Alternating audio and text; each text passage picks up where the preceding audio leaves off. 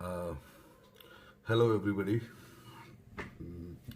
My name is Amit Singh, and today we are going to discuss about your upcoming examination, NIFT. Right 14 तारीख को है NIFT. उसी के लिए बात करेंगे. ठीक है. देखो, प्रिपरेशन की बात नहीं करूंगा. प्रिपरेशन का लिए टाइम अब निकल गया है. 4 5 6 दिन बचा हुआ है. राइट. सो हम बात करेंगे एग्जामिनेशन हॉल में घुसने के बाद क्या क्या चीज़ें दिमाग में रखनी है. ठीक है. तो कुछ 4 5 पॉइंट हैं जो मैं डिस्कस करना चाहता हूँ. ठीक है. मैं पहले एक एक करके आपको सारे पॉइंट्स बता देता हूँ which we are going to discuss in this video, and then one by one मैं एक एक करके हर एक के लिए बात करता हूँ. ठीक है. तो पहला जो सबसे इंपॉर्टेंट चीज है which is time management. How to manage your time while attempting your exam. Right. दूसरा है क्वेश्चन आइडेंटिफिकेशन. है ना. क्वेश्चन आइडेंटिफाई कैसे करके और फिर उसको अप्रोप्रिएट आंसर कैसे करना है. ठीक है. दूसरा ये है. ठीक है. तीसरी चीज है विजुअल रेफरेंसेस पे ध्यान देना है. जो मतलब आपकी सराउंडिंग है उस वक्त एग्जामिनेशन हॉल में बैठने के बाद, जो आपकी सराउंडिंग है, जो आसपास चीजें हैं, उनको कैसे यूज में लेके आना है. ठीक है. फिर तीसरा, आपका एग्जाम शीट स्टैंड आउट करना चाहिए. कैसे स्टैंड आउट हो. ठीक है. नॉर्मल चीजों से अलग आए. कैसे आपका क्वेश्चन आपके आंसर यूनिक हो. ठीक है. एंड सबसे इंपॉर्टेंट चीज, आपके दिमाग में ये को पता होना चाहिए कि किस तरीके के क्वेश्चन में किस तरीके का मार्क्स डिस्ट्रीब्यूशन होता है. काम मार्क्स जब मिलते हैं तो वो कैसे मिलते हैं, ये सबसे इंपॉर्टेंट चीज. ठीक है. तो सबसे पहले आते हैं हम टाइम मैनेजमेंट. राइट. अब टाइम मैनेजमेंट का क्या है. देखो, 3 घंटे आपको मिलने हैं एंड अप्रोक्सीमेटली 3 ही क्वेश्चन है. ठीक है. 3 के अराउंड क्वेश्चन है एंड 3 घंटे का टाइम है. ठीक है. अब है क्या चीज. देखो, ह्यूमन टेंडेंसी है, हम लोग हम लोगों का काम करने का तरीका, जब भी कोई टाइम फ्रेम में हमें काम करना होता है या जब टाइम बाउंडेशन में हमें काम करना होता है, तो हमारा जो वर्किंग कैपेबिलिटी है, जो हमारा काम का पोटेंशियल है, वो टाइम के साथ ना सबड्यू होता जाता है. वो धीरे धीरे नीचे आता है. इसका मतलब ये है कि जो पहला पार्ट, अगर जब मैं शुरुआत करता हूँ काम का, तो पहला पार्ट मेरा बहुत मैं अपना 100% डिलीवर कर पाता हूँ. ठीक है. सेकंड पार्ट में मैं वो मीडियोकर आ जाता है. मेरा working capability will become mediocre. And last part is usually worst. वो सबसे मतलब कंपैरेटिवली पहले वाले पार्ट से वो थोड़ा खराब हो जाता है. ठीक है. तो कभी भी ऐसे नहीं करना है कि एक एक करके क्वेश्चन अटेम्प्ट करें. उससे क्या फर्क पड़ता है. उससे ये होता है कि जो हमारा पहला क्वेश्चन जो हमने अटेम्प्ट किया वो तो बहुत अच्छा आता है. सेकंड क्वेश्चन अटेम्प्ट जो करेंगे वो थोड़ा मीडियोकर होगा, और जो सबसे आखिरी में क्वेश्चन अटेम्प्ट करेंगे वो बहुत ज़्यादा अंडरमाइन हो जाएगा. वो बहुत थोड़ा नीचे हो जाएगा. है ना. एंड ज़्यादातर जब भी हम पेपर अटेम्प्ट करते हैं, आपने अगर कुछ मॉक टेस्ट दिए होंगे या कभी कहीं अटेम्प्ट किए होंगे कुछ क्वेश्चन, तो आपने देखा होगा यूजुअली क्या होता है, आखिरी क्वेश्चन तक पहुंचते पहुंचते यू यूजुअली गेट एग्जॉस्ट. आपका टाइम खत्म हो रहा होता है, आपके पास टाइम लिमिटेड रहता है, आप बहुत जल्दीबाजी में बहुत सारे कॉम्प्रोमाइजेस करते हैं. ठीक है. विच इज वो फिर आपके काम की क्वालिटी में, आपका पोटेंशियल में बहुत सारी जगहों पर कॉम्प्रोमाइज होता है. ठीक है. तो वो नहीं होना चाहिए. ठीक है. तो इसको सही करने के लिए क्या करना है, आपने क्या करना है, तीनों क्वेश्चन पहले एक बार पढ़ने हैं अच्छे से. समझना है कि वो क्वेश्चन में क्या मांग रहा है, वो क्या चाहता है. तीनों क्वेश्चन के बारे में एक साथ सोचना है. और मैं ये बोलूंगा कि जो शुरुआत वाला टाइम है, मान लो अब मैंने 3 घंटे, एक एक घंटे में 3 डिवीजन किए हैं, first hour, second hour and third hour. ठीक है. तो पहला घंटा should be dedicated into all 3 of them equally. कि आप भाई अगर कोई ड्राइंग वाला क्वेश्चन है तो उसमें स्क्रिबलिंग करो शुरुआत की, कि हाँ भैया मैंने 15-20 मिनट स्क्रिबलिंग बेसिक आइडिया ले लिया कि ये मेरा सीन होना चाहिए, ये उसमें एलिमेंट्स होने चाहिए, ये सब चीज़ें ऑब्जेक्ट्स होने चाहिए, ये सब बना लिया बेसिक, हाँ स्क्रिबल करा 10-15 मिनट लगा के। फिर 10-15 मिनट कोई और जो डिज़ाइन थिंकिंग का क्वेश्चन है या पोस्टर मेकिंग का क्वेश्चन है, तो कॉन्सेप्ट बिल्डिंग, बेसिक लेआउटिंग कर लिया, तीनों क्वेश्चन में इक्वली डिवाइड किया। देन सेकंड पार्ट में थोड़ा उनको फिनिशिंग लेके आए कि हाँ भैया सारे क्वेश्चन में थोड़ा थोड़ा फिनिश किया, एंड आखिरी घंटा फाइनल टच तीनों में एक साथ। तो उससे क्या होता है कि आपके तीनों के तीनों क्वेश्चंस का जो क्वालिटी होता है, जो तीनों आंसर्स का जो क्वालिटी है, या क्या मैं कैसे समझाऊं आपको कि मतलब जो उसका वर्किंग होगा वो इक्वल आएगा और वो एक जैसा रहेगा। उससे क्या होता है, आपको जो मार्क्स का जो उम्मीद है वो थोड़ा ज्यादा हो जाता है। ठीक है, तो पहली चीज तो ये है टाइम मैनेजमेंट के लिए। तो आपको क्या करना है, इक्वली डिवाइड करना है अपने तीनों part of your time. All 3 parts should be equally divided into 3 questions. ठीक है, फिर उससे पहले जो आपको एक चीज करनी है, that is question identification. Question identify करना है, क्वेश्चन पढ़कर आपको समझ में आना चाहिए कि इस क्वेश्चन में बोला क्या जा रहा है, या उसमें आप वो चाह क्या रहा है एग्जामिनर आपसे। यूजुअली कई क्वेश्चंस में तो लिखा भी हुआ होता है कि मार्क्स जो मिलेंगे वो इन बेसिक पॉइंट्स के ऊपर मिलेंगे। ठीक है, बट अगर वो नहीं भी लिखा हुआ है तो भी आपको क्वेश्चन पढ़कर समझ में आएगा, वेदर इट इज ड्राइंग वाला क्वेश्चन और इट इज डिजाइन वाला क्वेश्चन। ठीक है, ड्राइंग वाले क्वेश्चंस और डिजाइन वाले क्वेश्चन, यही 2 टाइप के क्वेश्चन आते हैं। जहां आएगा ड्राइंग वाला क्वेश्चन, कोई कॉम्पोजिशन ड्राइंग आ गया, कोई सीन ड्राइंग आ गया, कोई इंटीरियर आ गया, एक्सटीरियर आ गया, कुछ भी ऐसी कोई चीज आई, वहां पर आपको ये दिमाग में रखना है, यहां पर आपकी ऑब्जर्वेशन चेक होने वाली है कि आप कितनी चीजें अपने दिमाग में याद रख पाते हो उस जगहों की। सपोज आपको कोई सीन ड्राइंग आया हुआ है, आपको बोला है कि एक चाय का दुकान बनाइए, तो आपने यूजुअली जो चाय की दुकान देखी हुई है कहीं पर भी, चाहे वो रेलवे स्टेशन के बाहर देखी है, चाहे कहीं भी अपने सड़क के किनारे देखी है, उन जगहों पर आप यूजुअली क्या क्या चीजें देखते हैं, आप कितना ऑब्जर्व करते हैं चीजों को। ठीक है, और उनको कितना क्लोज टू रियलिटी आप डिलीवर कर सकते हैं। ठीक है, इस चीज पर नंबर मिलते हैं, ऑब्जर्वेशन के नंबर है। ठीक है, फिर दूसरा आपके रिलेटिव प्रोपोर्शन पे ध्यान देना है। ठीक है, रिलेटिव प्रोपोर्शन मतलब अगर आपने भाई चाय का दुकान इतना बड़ा बनाया तो उसके साथ में खड़ा हुआ आदमी कितना बड़ा बना रहे हो, या उसके साथ में पड़ा हुआ एक वो स्टूल कितना बड़ा बन रहा है, या बगल में पड़ा हुआ एक डस्टबिन कितना बड़ा बन रहा है, वो सब कंपैरिजन होता है। ठीक है, तो इसमें यूजुअली उन चीजों पे ध्यान देना होता है जो चीजें आपने देखी हुई हैं ऑलरेडी, ऑब्जर्वेशन वाले ड्राइंग वाले क्वेश्चन में। फिर डिजाइन वाला क्वेश्चन है, डिजाइन वाले क्वेश्चन में आपने जितना आप इनोवेटिव हो सकते हो उस तरीके की चीजें करनी है। तो क्वेश्चन पढ़कर आपको समझ में आना चाहिए कि ये क्वेश्चन ऑब्जर्वेशन जज करने के लिए है या ये आपकी क्रिएटिव एबिलिटी जज करने के लिए क्वेश्चन। ठीक है, तो second point is your question identification. ठीक है, now third is visual references. Now what is this visual references, ये है क्या चीज। ठीक है, विजुअल रेफरेंसेस मतलब हमें ना बचपन से बताया गया है कि जब भी हम कोई एग्जाम दे रहे हो तो हमारा फोकस जो है वो अपनी शीट पे होना चाहिए, दाएं बाएं इधर उधर ध्यान नहीं देना चाहिए।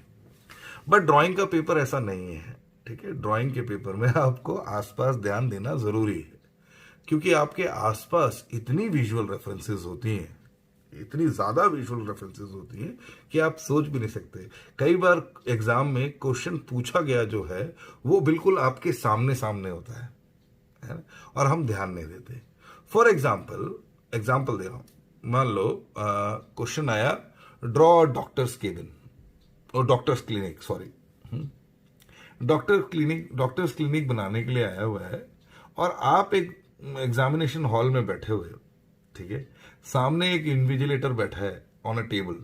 ठीक है, you just have to imagine, you just have to visualize that classroom is a doctor's clinic, and वो टेबल के ऊपर जो इन्विजिलेटर बैठा हुआ है ही इज अ डॉक्टर। ठीक है, उसके आगे कुछ सामान वामान रखने हैं। तो मतलब 50% of your drawing is in front of you only, you just have to add on few things. ठीक है, ऐसे ही मान लो कभी बोला कि you are travelling in a bus, आप एक बस में ट्रैवल कर रहे हो, you are in a school bus और you are on a excursion trip. आप एक बस में कहीं बाहर जा रहे हैं अपने कुछ फ्रेंड्स के साथ, या स्कूल बस में आप हैं, ठीक है। तो वो बनाना है, राइट। अब आपके सामने बेंचेस हैं उस क्लासरूम में, जिस भी क्लासरूम में आप पेपर अटेम्प्ट कर रहे होंगे, सामने कुछ बेंचेस हैं, उन बेंचेस पे कुछ लोग भी बैठे हुए हैं, मतलब कोई और स्टूडेंट्स बैठे हुए हैं। क्या अगर आप मैं विजुलाइज करूं तो क्या मुझे वो एक बस के अंदर एक सीट्स की सीक्वेंस नहीं दिखती है, राइट, है ना। ये सब हमें दिख रहा होता है, ठीक है। अच्छा, प्रोसेस ड्राइंग वाले कुछ कुछ क्वेश्चन आ जाते हैं आपके एनआईएफटी में कि चाय बनानी है और वो 5 स्टेप में दिखाइए, लेमनेड बनाना है 6 स्टेप में दिखाइए, इस तरीके के जो क्वेश्चन है, इसमें हैंड जेस्चर्स बहुत इंपॉर्टेंट है कि चाय हाथ से चम्मच से चाय पत्ती डाल रहे हैं, चीनी डाल रहे हैं, राइट। तो हैंड जेस्चर्स बनाने की जरूरत पड़ती है। कुछ लोग हैंड जेस्चर्स बनाने में कंफर्टेबल होते हैं, कुछ लोग कंफर्टेबल नहीं होते हैं, हा? तो हैंड जेस्चर दिखाने के लिए आप अपना ही लेफ्ट हैंड उस पोजीशन में रखें जिस पोजीशन में आपको डिजायर्ड है, मतलब चम्मच से डाल रहे हैं तो मैं अपने हाथ को देख के ड्राइंग कर सकता हूं। इसको चीटिंग नहीं बोलेगा कोई भी, right, and nobody can stop you for by doing this, है ना। ये कर भी रहे होंगे तो कोई रोक नहीं सकता आपको।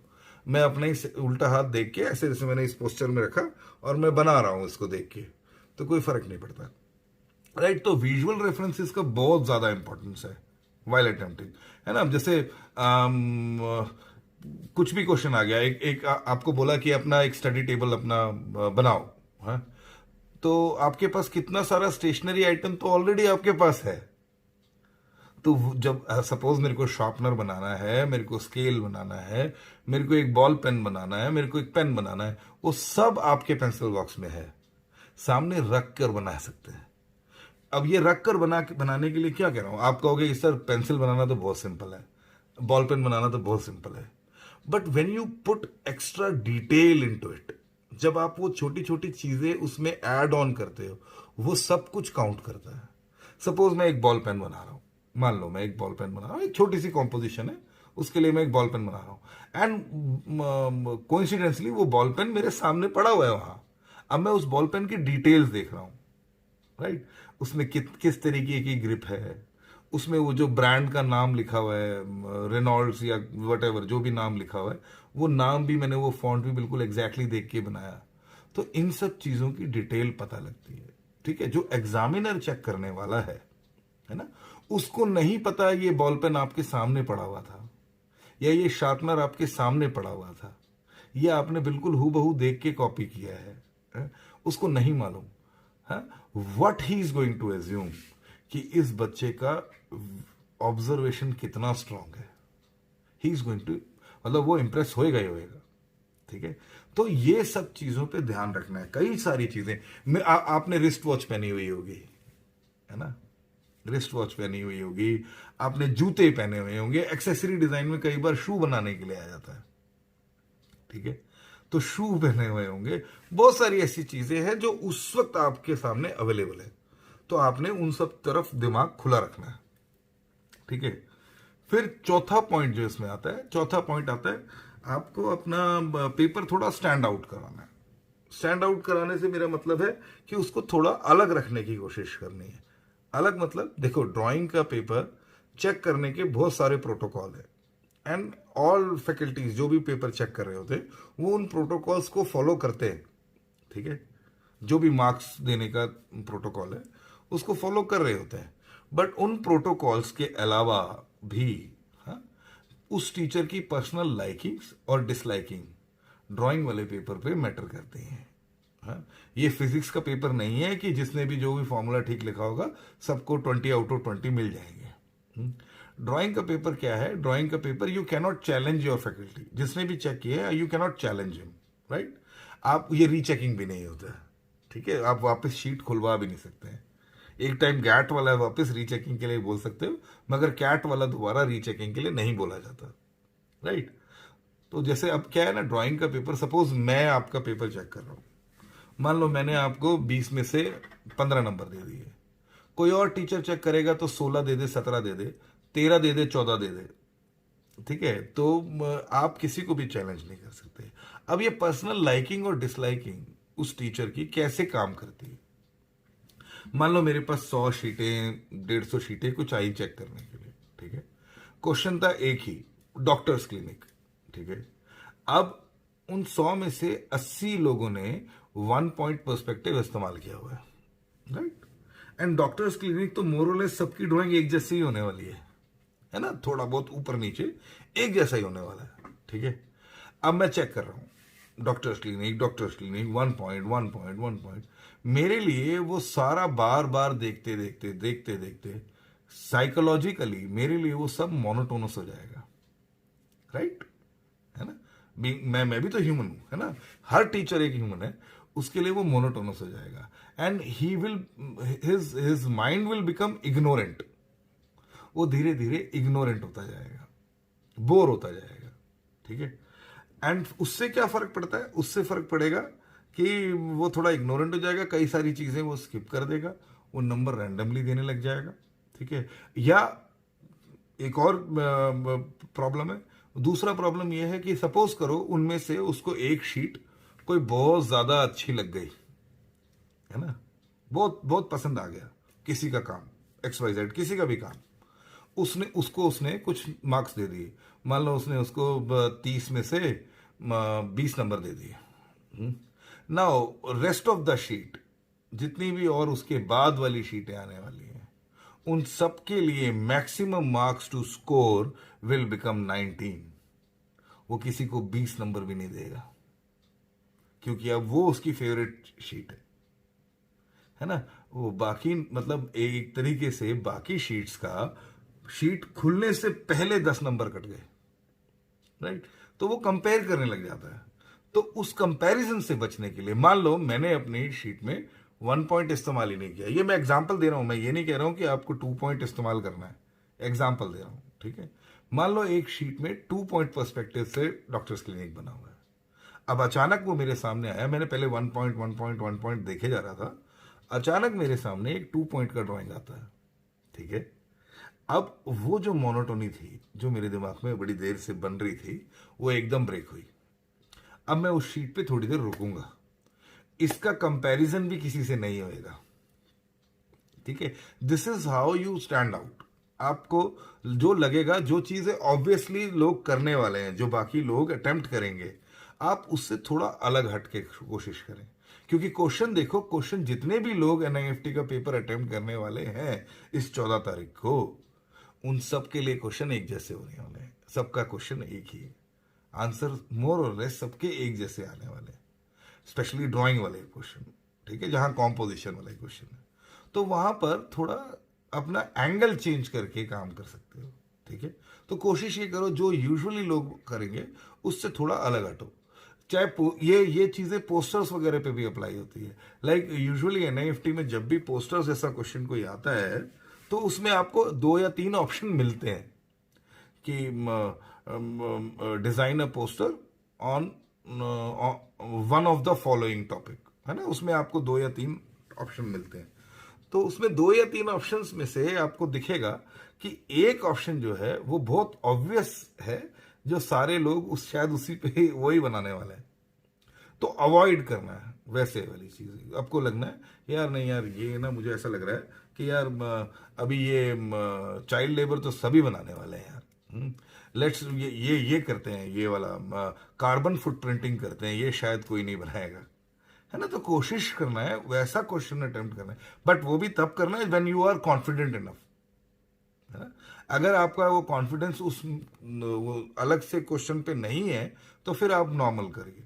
बट अगर if you are confident enough to attempt, then try to attempt जो थोड़ा अलग दिखता है आपको, राइट।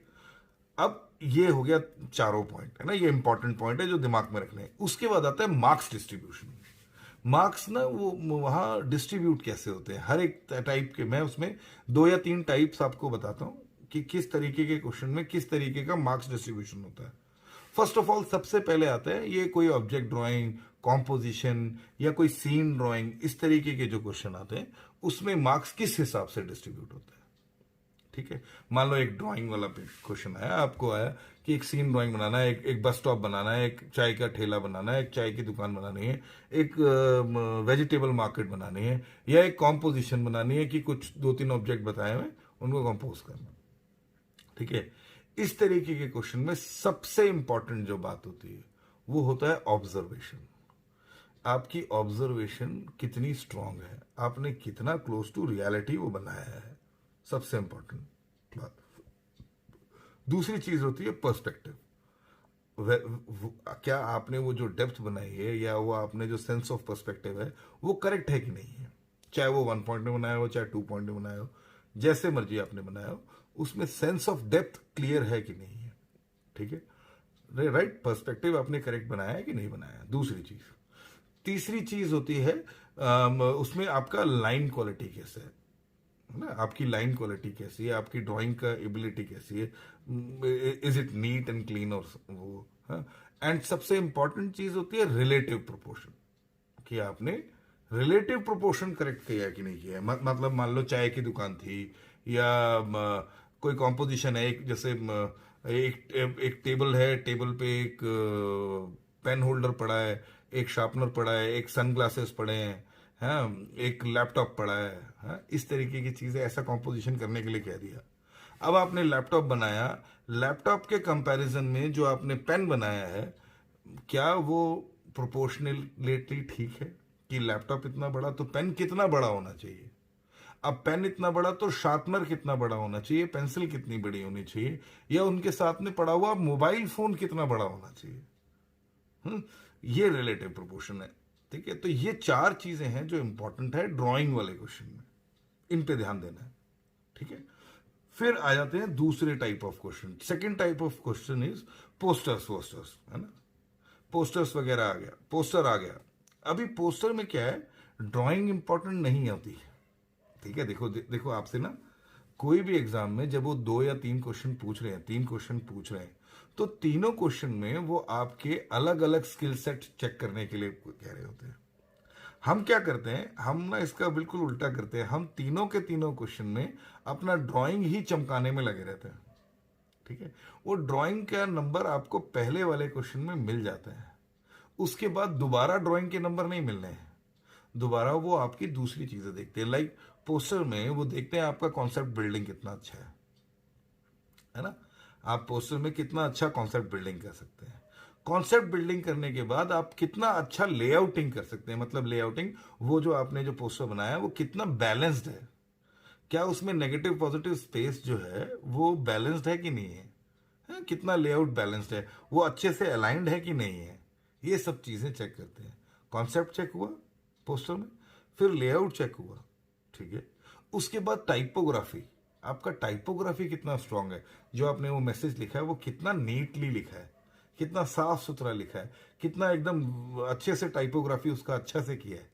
ठीक है, कितना बोल्ड, कितना अच्छे साफ सुथरा लिख रहा है? वो उस पे आया, राइट। एंड सबसे आखिरी में वहां स्किल चेक होएगा, सबसे लास्ट में, सबसे सबसे आखिरी। मगर हम क्या करते हैं, देखो पोस्टर बनाते हुए हम सारा दिमाग उस स्किल पे लगा देते हैं, मतलब हम सोचते हैं कि भैया पोस्टर आ गया तो विजुअल बहुत सुंदर बनना चाहिए। अरे विजुअल से ज्यादा इंपॉर्टेंट है कि वो कॉन्सेप्ट कितना अच्छा है। ठीक है, उसके बाद वो वेल बैलेंस लेआउटिंग करी है कि नहीं करी है। ठीक है, उसके बाद वो टाइपोग्राफी साफ सुथरी हुई है कि नहीं हुई है। उसके बाद कहीं आता है स्किल। ठीक है, राइट। तो ये 2 तरीके के क्वेश्चन हुए, ड्राइंग वाले क्वेश्चन, पोस्टर्स वाले क्वेश्चन। इसके बाद जिससे कभी कोई प्रोडक्ट डिजाइन आ जाता है या कोई एक्सेसरी डिजाइन आ जाता है, कोई प्रोडक्ट डिजाइन से रिलेटेड क्वेश्चन आता है आपको, तो वहां क्या चेक हो रहा होता है, वहां चेक हो रहा था whatever product you are designing वो कितना प्रैक्टिकल है ना, वो कितना प्रैक्टिकल है, या वो जो जो कितनी प्रॉब्लम को आइडेंटिफाई करके और कितनी प्रॉब्लम को सॉल्व कर रहे हो तुम, है ना, जो आपने डिजाइन किया है वो कितना प्रॉब्लम सॉल्विंग है, वो कितना प्रैक्टिकल है, कितना अचीवेबल है। ठीक है, पहली चीज इंपॉर्टेंट। फिर दूसरा, ये कितना ओरिजिनल आइडिया है या नहीं है, वेदर इट इज ये इन्फ्लुएंस्ड है, ये गूगल वूगल से देखा हुआ है, या कितना ओरिजिनल आइडिया है। दूसरा चीज, ठीक है। एंड फिर तीसरी चीज जो ज्यादा इंपॉर्टेंट है इन दोनों से, दैट इज प्रेजेंटेशन। आपका प्रेजेंटेशन, आपका जो वो जो डिजाइन शीट आपने बनाई है या whatever product you are designing, ठीक है, वो कितना एक्सप्लेनेटरी है। मतलब वो सही से जो भी तुम सोच रहे हो उस प्रोडक्ट के बारे में, जो भी तुम सपोज तुमने एक टेबल डिजाइन कर रहे हो, तो जो भी तुमने उस टेबल के लिए सोचा हुआ है, क्या वो तुम पूरी तरीके से शीट में डिपिक्ट कर पाए हो या नहीं कर पाए हो, कितना अच्छे से तुमने उसको प्रेजेंट किया है, दैट इज इंपॉर्टेंट। ठीक है, तो इस तरीके से मार्क्स डिस्ट्रीब्यूशन होती है, राइट। तो ये बेसिकली 4 या 5 चीजें हैं जो तुम्हें दिमाग में रखनी है, right, while attempting your paper, right. And इसके अलावा जो मैं बोलूंगा वो मैं यही बोलूंगा आपको कि देखो, जो भी आपका, जब आप पेपर देने के लिए बैठेंगे तो कोशिश यही करनी है, कोशिश यही करनी है, बहुत ज़्यादा घबराना नहीं है। आप ड्राइंग वाला पेपर नहीं देने बैठे हो, आप डिज़ाइन वाला पेपर देने बैठे हो, ठीक है। आपने फाइन आर्टिस्ट नहीं बन रहे हो आप, वो they want a designer, they are not selecting, they are not going to select a fine artist, है ना। तो ऐसा नहीं है कि वो ड्राइंग को ही बहुत ज्यादा वैल्यू देना है। ड्राइंग का क्वेश्चन एक अगर आ गया, वो आ गया, वहां पर आप जितना चमका सकते हो ड्राइंग चमकाइए। दूसरी जगहों पर आपको समझना पड़ेगा कि क्या रिक्वायरमेंट है, क्या वो देख रहे हैं। अच्छे से क्वेश्चन पढ़िए, क्या क्वेश्चन का रिक्वायरमेंट है, और उसी के हिसाब से डिलीवर करें, right. So this is my final tip, यही करिए। अब जो बचे हुए 3 4 5 दिन हैं, इसमें क्या करना है, इसमें मेरे ख्याल से आपने यही करना है। आप थोड़ा ठंडे दिमाग से सोचें कि आपके जैसे देखिए, हर एक इंसान की कुछ 2 3 4 5 कमजोरियां होती हैं, ठीक है। आपने आइडेंटिफाई करनी है अपनी कमजोरी, कोई भी एक ऐसी कमजोरी जो तुम्हें लगता है कि यार मैं ना ये ड्रॉ करते हुए मेरे बस मुझसे नहीं होता। लाइक आपको ऐसा लगता है कि यार मेरे से ह्यूमन फिगर नहीं बन पाते, मैं कुछ भी बना लूंगा, ह्यूमन फिगर नहीं, ठीक है। मैं कुछ भी बना लूंगा मगर ऑटोमोबाइल नहीं, है, राइट। इस तरीके की कमजोरियां हर एक इंसान की होती हैं, ठीक है। तो मेरे ख्याल से बाकी सब चीजों को जो कर लिया आपने, वो कर लिया है। कोशिश करो ये 2 या 3 दिन में वो कमजोरी सॉल्व हो जाए। मेरे ख्याल से कोई भी ऐसी चीज, चाहे वो ह्यूमन फिगर्स हो, चाहे ऑटोमोबाइल हो, चाहे फर्नीचर हो, चाहे what ever, any type of drawing है, वो इजीली सॉल्व हो सकती है मेरे ख्याल 2 या 3 दिन के अंदर, राइट। तो ऐसा कुछ नहीं है, बहुत तरफ इधर उधर हाथ पैर मत सोचो। ये 5 6 चीजें हैं, इनकी तरफ ध्यान देना है एग्जाम वाले दिन। बाकी जितना प्रिपरेशन चल रहा है, देखो ड्राइंग किसी की भी अच्छी या बुरी नहीं होती है, खूबसूरत या बदसूरत ड्राइंग नहीं होती है। ड्राइंग या तो करेक्ट होती है या इनकरेक्ट होती है, ठीक है।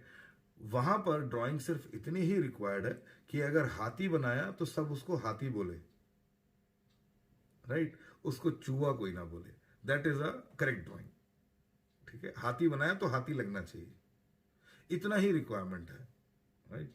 बहुत चमकाना और वो फोटो रियलिस्टिक ड्राइंग, ये सब चीजें यहां रिक्वायरमेंट ही नहीं है। आपका कॉन्सेप्ट, आपका थॉट प्रोसेस इज इंपॉर्टेंट, उसकी तरफ ध्यान देना है ज्यादा, right. So that's it from me, and best of luck, right.